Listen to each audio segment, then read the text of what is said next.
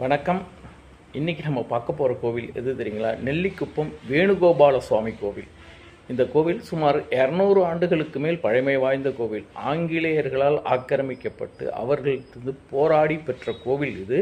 இந்த கோவிலில் என்ன சிறப்பு அப்படின்னு கேட்டிங்கன்னா, இங்கே இருக்கிற வேணுகோபால சுவாமி, பாமா ருக்மணி, இந்த 3 ரூபங்களும் ஒரே அத்தி மரத்தால் செய்யப்பட்டது.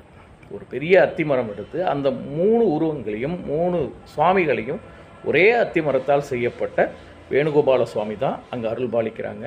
இந்த கோவிலில் திருமண தடை இருந்ததுன்னா அம்பாளுக்கு விரலி மஞ்சள் மாலையாக கட்டி போட்டு வணங்கினா திருமண தடை நீங்கிறதாகவும் சொல்லப்படுது.